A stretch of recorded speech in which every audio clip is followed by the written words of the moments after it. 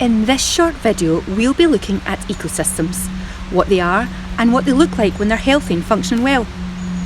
In the next videos, we'll look at some of the threats they face in Scotland, and we'll also be delving a bit deeper into some of the things that you can do to help.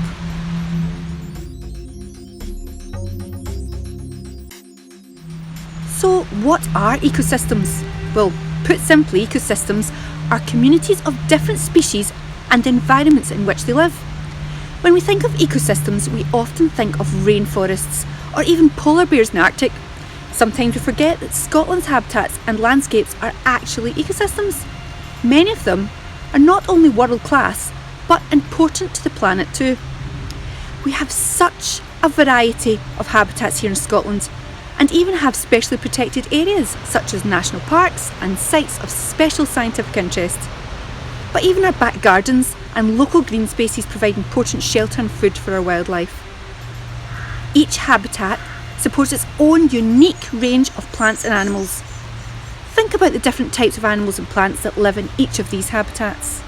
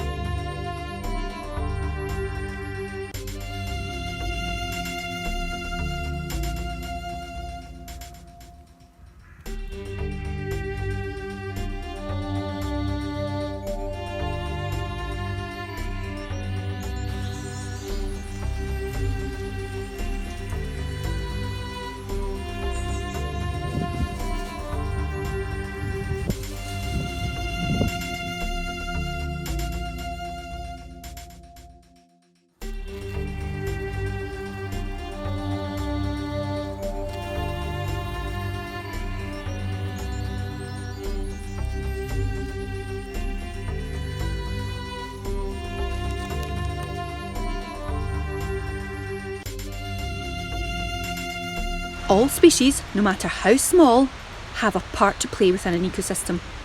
Maybe they are part of the food chain.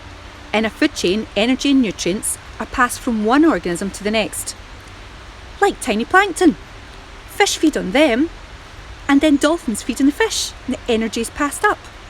Or maybe they help with natural processes like seed distribution, like this squirrel. Perhaps they even play a role in communication. For example, scientists have recently discovered that some plants are connected underground by mycelium or fungi in a kind of fungi internet. It sends signals to warn of danger and can even share food and water. Maybe they are keystone species That's a species upon which the entire ecosystem depends.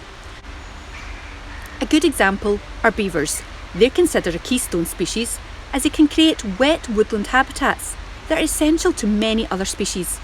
They make dams that create wetland habitat, which in turn is good for a range of invertebrates and even fish and otters and kingfishers. They also fell trees, which create open glades. This is a good habitat for many plants and invertebrates like butterflies. They're like little woodland and wetland managers, keeping everything in check. Beavers were once overhunted to extinction in Scotland, leading to loss of habitat for all the other species in the ecosystem. But thanks to recent reintroduction in Scotland, the beaver can get back to its job.